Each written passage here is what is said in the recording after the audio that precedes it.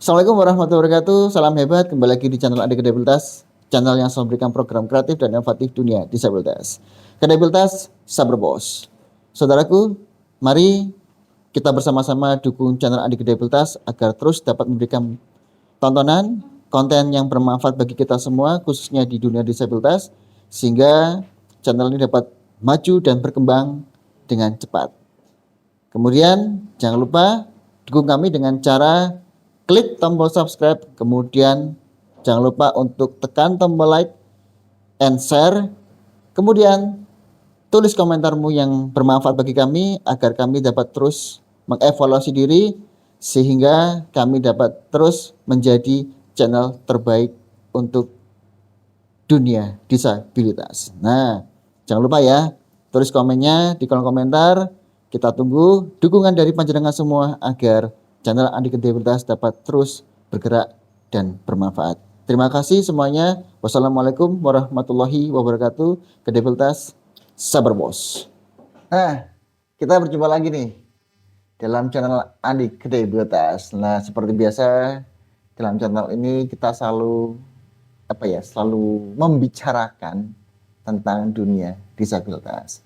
Karena memang fokus kita di dunia disabilitas. Nah, kali ini saya pada waktu itu saya diundang oleh teman-teman dari KND, Komisi Nasional Disabilitas. Sebentar, saya lihat dulu ya. Kalau nggak salah acaranya itu Mei, insya Allah. Mei. Nah, ini undangan peserta FGD. Jadi dalam ini ya. Nah, ini Komisi Nasional Disabilitas Republik Indonesia.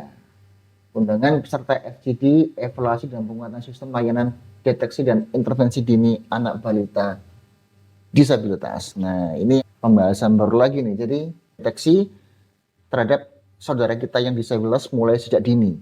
Nah, karena pembahasan kemarin itu sebenarnya kok misalkan seperti ini ya, seperti anak kita yang memiliki hambatan autis kan rata-rata terlihat pada saat usia di 3 tahun.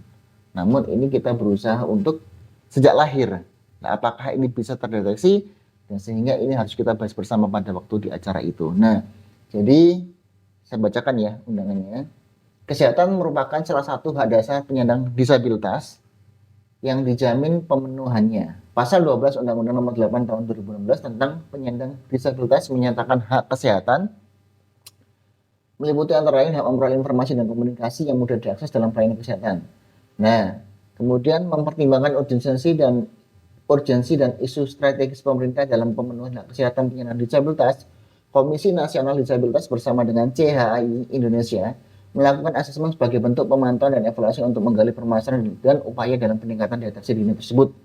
Hasil asesmen ini akan menjadi referensi dan bahan kajian di tingkat lokal.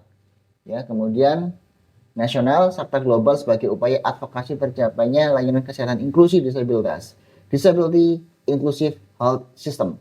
Sehubungan dengan hal di atas, nah ini undangannya. Jadi ini pada hari Senin 29 Mei 2023 di Aston Sidoarjo City Hotel and Conference Center. Jadi acara ini dilaksanakan di Sidoarjo. Jadi acara ini hanya mengundang beberapa lembaga yang terkait tersebut. Lembaga yang diundang adalah Dinas Kesehatan, Dinas Pendidikan, Dinas Sosial, kemudian organisasi penyandang disabilitas, dan juga UNESA. Nah, ini Dinas Kesehatan yang diundang adalah Kabid Kesehatan Keluarga, Kabid Pelayanan Kesehatan, Kepala Puskesmas, tenaga terapis. Ada jumlahnya juga. Jadi, Kabidnya 2, Kabid Pelayanan Kesehatan 2 orang, Kepala Puskesmas 2, tenaga terapis 1. Kemudian Dinas Pendidikan, Kepala ULD Pendidikan Kota Surabaya 1 orang, Perwakilan ULD Pendidikan Kota Surabaya 2 orang, Bidang PAUD TK SD SMP 2 orang. Kemudian Dinsos ini Kabid Rehab Sosial Penyandang Disabilitas sejumlah 2 orang.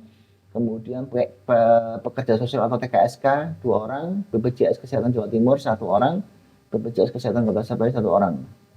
Kemudian organisasi penyandang disabilitas. Nah, organisasi penyandang disabilitas yang diundang ini hanya 3. Pertama adalah Forum Orang Tua Anak Disabilitas, kemudian ada YPAC Kota Surabaya, dan juga ketiga Solidaritas Disabilitas Mandiri Surabaya atau Solitaris. Nah, kemudian dari UNESA adalah unit layanan ABK UNESA, kemudian juga ada PSLD atau ULD UNESA.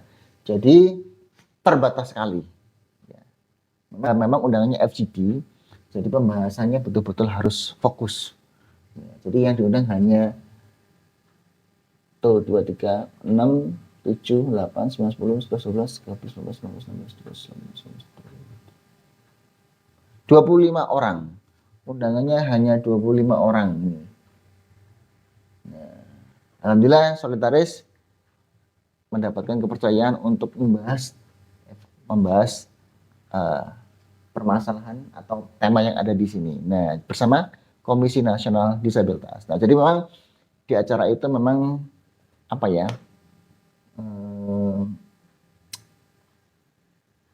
Perlu memang kita terkadang ini perlu FGD. Kenapa kok kita perlukan? Karena memang pembahasan terkait dengan disabilitas itu tidak akan habis dan akan terus berkembang. Karena semakin hari ini semakin kita perlu banyak belajar. Gitu. Karena memang dalam pengembangan ilmu itu tidak akan ada habisnya, sehingga perlu kita kembangkan lagi. Nah, ini kemarin yang kita maksud di sini kemarin yang pada waktu di forum ini adalah bagaimana caranya kita bisa mendeteksi saudara kita yang memiliki hambatan khusus ya dapat terdeteksi pada saat setelah melahirkan. Jadi itu ya.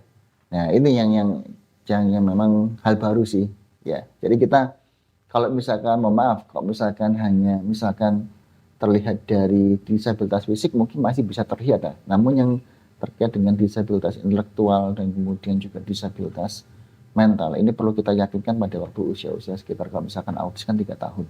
Nah, dari lambat bicara, kemudian tatapan mata, tidak fokus, kemudian hiperaktif, itu kan juga perlu kita proses. Artinya kita perlu pelajari.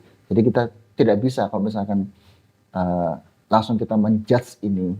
Nah, itu loh. Karena memang ya itulah harus kita dalami dulu. Nah, tapi kalau misalkan ada begini, ada pendeteksi begini, ini sangat bagus. Sehingga kita akan lebih awal lagi, lebih dini lagi ketika kita melakukan intervensi kepada saudara kita atau anak kita yang memiliki hambatan khusus. Nah, oke, simak videonya karena ini hal menarik bersama Komisi Nasional Disabilitas dan juga bersama CHI, CHI, nah, CHI Indonesia. Simak videonya, jangan terlewati karena insya Allah ini bermanfaat bagi panjenengan semua.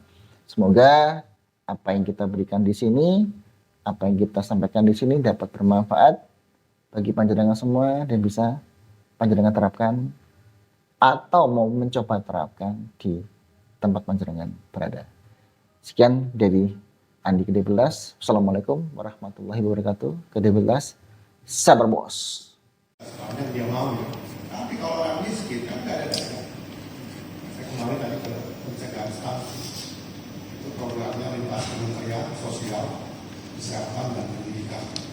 Jadi ibu hamil kita sadarkan bahwa kalau kehamilannya itu sehat, gizi, terus dia bahagia, suaminya nggak neko-neko, insya Allah akan melahirkan generasi yang sehat.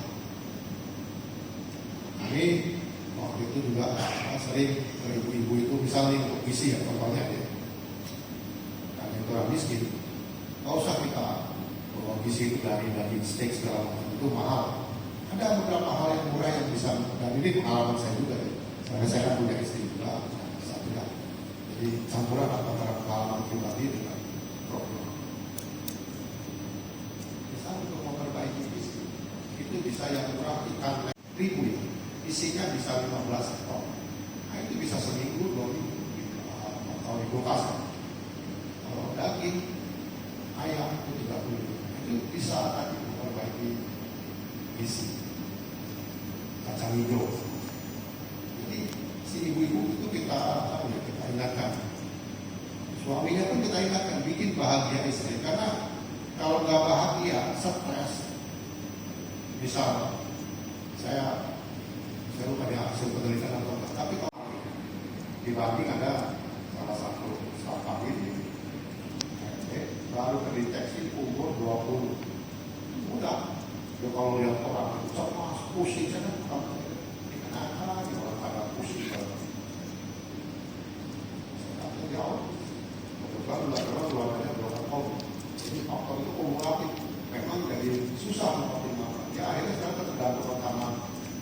yang diberikan oleh kesehatan. Kembali ke keponakan saya, walaupun nggak 100%, tapi kita bisa optimal.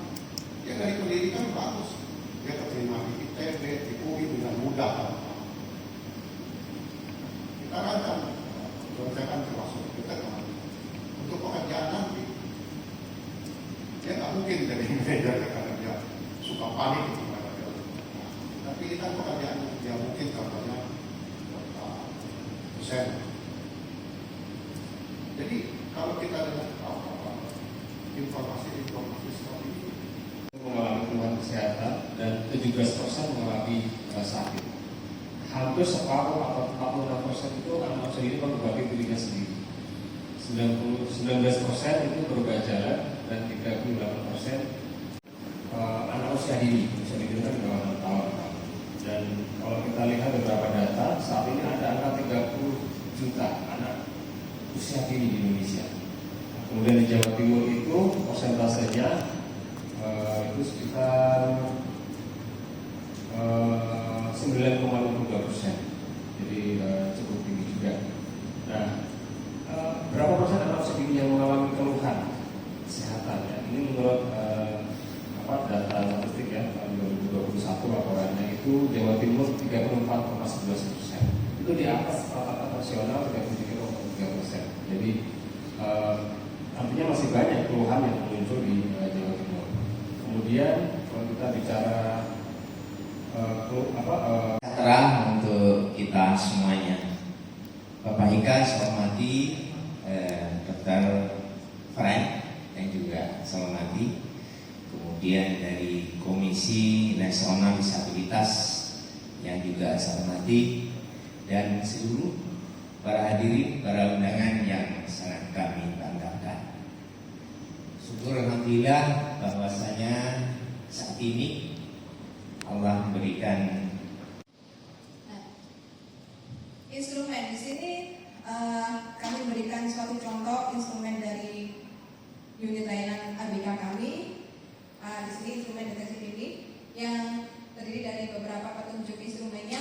Apakah anak ini akan kami rujuk ke dokter mata misalnya, apakah butuh pemeriksaan lebih lanjut untuk area matanya, atau ke dokter umum atau THT, atau psikiater atau dokter umum, atau kepada tim ahli lainnya misalnya fisioterapi dan lain sebagainya. Nah, dari situ kami juga merekomendasikan dari hasil ini akan kami layani di ABK ataupun dari tempat-tempat yang ada di Surabaya. Karena kan yang kami tahu di pojok-pojok kota Surabaya sudah ada ULD. Jadi kami melihat jarak terdekat rumah anak ini di mana. Nah, sedikit saya menginformasikan pada tahun yang lalu di bulan 4 kami sudah bekerja sama dengan Bunda PAUD. Kami mengadakan ada workshop dengan Bunda PAUD yang baik dari Dinas Pendidikan, Dinas Sosial. Nah, sebelum melakukan deteksi dini, kami melakukan workshop dulu kepada perwakilan-perwakilan dari dinas yang dituju selama kurang lebih 2-3 hari. Nah, kemudian dari workshop itu kami lanjuti langsung ke bawah, yaitu kepada namanya di Bunda PAUD. Jadi kami ke lapangan yaitu di PAUD dan TK. Kami melakukan instrumen itu deteksi dini. Dari beberapa penunjukan ini mereka melakukan deteksi dini kepada anak-anaknya. Kemudian tim kami dari LBK termasuk ada beberapa teman yang dibagi. Waktu itu kita bagi dari Surabaya Barat, Surabaya Utara. Setiap bagian Surabaya itu ada grupnya masing-masing. Jadi kurang lebih kami melakukan itu 1 bulan. Dari TK 1 ke TK 1 itu dari semua Surabaya, ada timnya sendiri. Dari tim yang kami berikan pelatihan indikasi-indikasi tersebut. Nah, mohon izin Pak Eka, mohon izin Bapak dan Ibu, kami hanya melakukan tugas kami sampai di situ. Tetapi di lapangan kami belum ada laporan kelanjutan dari hal tersebut. Padahal kita tidak bisa berjalan sendiri. Kita butuh tangan-tangan panjang untuk melaksanakan program-program ini supaya ke depan memang harapan kita bahwa anak-anak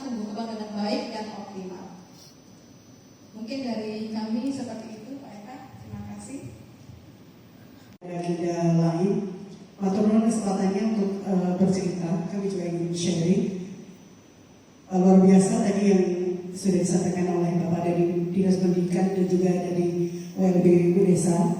Kami di BPJS Surabaya terdiri dari beberapa unit layanan lokasi dokter. Alhamdulillah klinik kami juga dilengkapi dengan BPJS. Namun hal ini juga perlu kita koordinasikan dengan berbagai pihak. Harapan besar kami sebetulnya hari ini, karena melihat di undangan tadi ada dari BPJS, ada dari Dinas Kesehatan baik kota maupun provinsi. Jadi harapan saya bisa curhat begitu. Selama ini melayani anak-anak dengan kebutuhan khusus yang kebetulan kami layani di YPAJ yang melakukan pendidikan di YPAJ. Kami mulai dari TK sampai dengan jenjang SMA, ada juga kelas vokasi itu untuk yang tidak bisa. Turunkan apa yang perlu bisa disampaikan terkait pelayanan adalah, jadi program terapi ini adalah pelayanan yang diberikan kepada pasien dalam bentuk terapi fisik, terapi okupasi, terapi bicara, ortotik, prostetik, kemudian bimbingan sosial medis, bimbingan psikologis, dan atau tata laksana rehabilitasi medis, gitu ya. Semua SKPD turun, akhirnya Bu Menteri pun juga turun. Memang sudah ada solusi sih, Bapak Ibu sudah.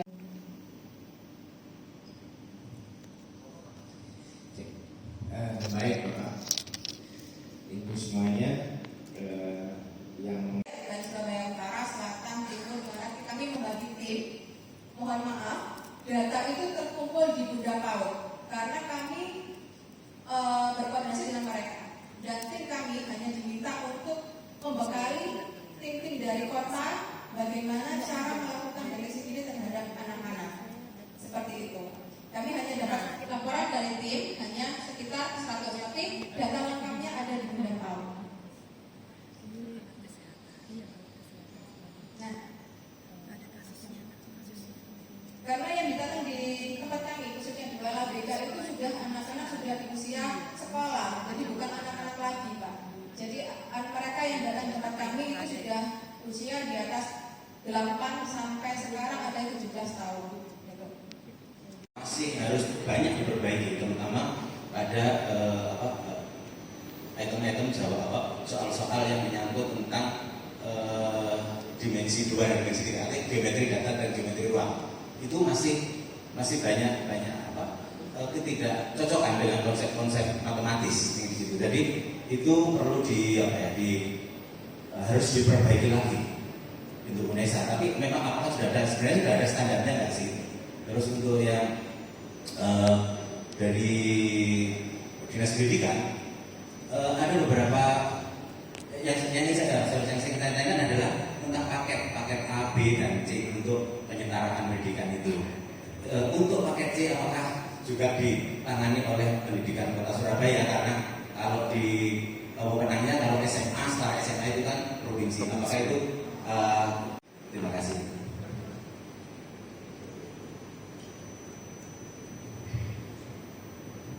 Ya, terima kasih menambahkan nama saya Gustiawan, saya juga sebagai pengajar di YPAB khusus tunanetra. Ya, yang setahu saya kalau kita ngomong deteksi dini itu kita awali dari KMS ya, dari balita ya, kartu menuju sehat. Jadi Bapak Ibu, tahun 2021 kerjasama dengan riset dan riset dan inovasi, Bpjs Kesehatan dan Kementerian BPN atau Bappenas, aksesibilitas pelayanan kesehatan bagi penyandang disabilitas. Sudahkah akses atau belum? Gitu. Faktanya kita selalu mendengar teman-teman kita kesulitan. Jangankan yang disabilitas, yang ini persyaratan akreditasi Paskes. Ini usulan dari teman-teman yang ada di rumah sakit dan puskesmas. Kenapa harus memberikan standar yang diperlukan bagi teman-teman penyandang disabilitas? Jadi ini adanya di Permenkes. Jadi saya langsung pada temuannya aja ya. mengenai hasilnya nanti bisa kita share. Lalu yang berikut adalah peraturan teknis institusi PP nomor 2 tahun 2018. Ya, makanya kita perlu merevisi Permenkes nomor 4 2019 dengan standar pelayanan minimum. Tetapi seperti tadi pertanyaan, paket dinas BPJS dan lain itu ditentukan oleh Kementerian Kesehatan, bukan oleh BPJS. Jadi perjuangan kita adalah bagaimana kita mengadvokasi kebijakan levelnya di mana. Itu harus kita pahami. Ya, jangan kita membabi buta melihat informasi isu yang berkembang tahun depan. Kenapa? Karena RUU Kesehatan. Ya. Jadi RUU Kesehatan akan merombak semua ini. Apa yang saya bicarakan, peraturan menteri, undang-undang, peraturan presiden, ini akan terombak dengan otomatis karena omnibus law. Jadi penting kita juga harus mengawal teman-teman tentang RUU Kesehatan. Kami sudah melakukan beberapa kajian dengan KND dan kami menemukan bahwa RUU itu belum. Kesediaan dari rekan-rekan semua bisa hadir di kegiatan acara ini dari pagi sampai sore ini ya, untuk semua insight yang kami dapatkan, semua input usulan itu sangat berharga bagi kami, dan sekali lagi ini jadi bahan yang sangat penting bagi kami dalam melakukan advokasi, kemudian melakukan mendorong untuk perencanaan dan pelaksanaan atau implementasi program ke depan yang lebih jadi bukan berdasarkan insiden itu saja, bukan berdasarkan kasus dari kasus, tapi semua tersistematis sehingga semua bisa mendapatkan deteksi dini, intervensi, dan juga alat bantu yang tepat. Terima kasih atas kehadirannya kepada ibu semua. Semoga berjalan lancar kembali ke Surabaya. Kalau yang kamu sudah dekat ya Pak ya, saja ke Surabaya. Banyak hal yang sudah kami dapat. Terima kasih banyak informasi yang diberikan. Deteksi dan intervensi dini termasuk alat bantu anak-anak kita disabilitas. Semuanya demi masa depan yang lebih baik untuk anak-anak kita disabilitas. Mereka bisa jadi generasi harapan bangsa yang betul-betul menjadi generasi emas Indonesia 2045. Demikian dari saya selaku dari Komisi Disabilitas. Mohon maaf ada kekurangan. Wassalamualaikum warahmatullahi wabarakatuh.